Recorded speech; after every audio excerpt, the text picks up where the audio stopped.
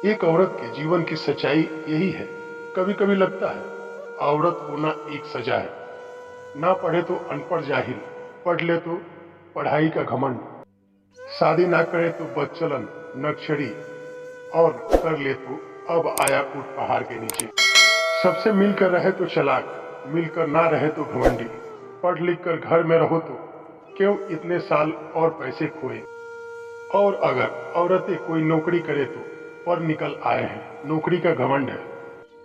अपने ऑफिस सहकर्मी से बात करे तो चलता पुर्जा, और ना करो तो छोटा सोच वाली। यही संसार का नियम है।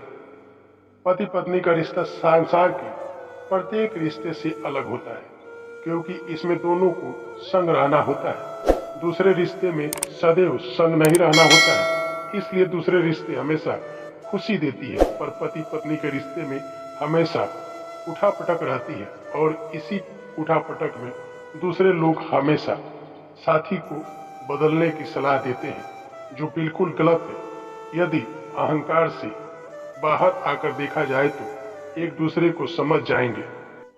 अगर निषेध से रस पैदा होता है तो अनुभव से बैराग पैदा होता है। स्त्री जब जब आध्यात्मिक हुई है, उसने घर नहीं छोड़ा। वह रात में सोते बच्चे छोड़कर नहीं निकल आई। उसने कष्टों को स्वीकार किया। स्वीकार करना ही आध्यात्मिक थी। पुरुष यही बात नहीं जानता था।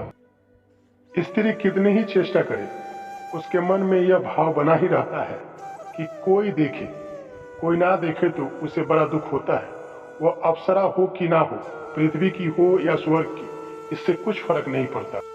अगर स्त्रियों को कोई ना देखे तो बड़ा दुख होता है। जिस दिन स्त्रियों को लोग नहीं देखते, उस दिन स्त्रियों को लगने लगता है कि वह अब काम से गई। उसको लगने लगता है कि बुढ़ापे का मतलब वही है, यह होता है कि अब कोई नहीं देखता, बुढ़ापा आ गया है। यदि तुम किसी व्यक्ति से बहुत गहरे प्रेम करते चले जाते हो तो धीरे धीरे उस व्यक्ति में काम वासना उजागर होने लगती है। आत्मीयता इतनी संपन्न हो जाती है कि काम वासना की कोई आवश्यकता नहीं रहती। प्रेम स्वयं में पर्याप्त होता है। जो दूसरों पर हंसते हैं वो मूर्ख होते हैं, खुद पर बुद्धिमान हंसते हैं। दोस्तों, वीडियो अच्छी लगे तो मेरे इस चैनल को लाइक और सब्सक्राइब जरूर कीजिएगा।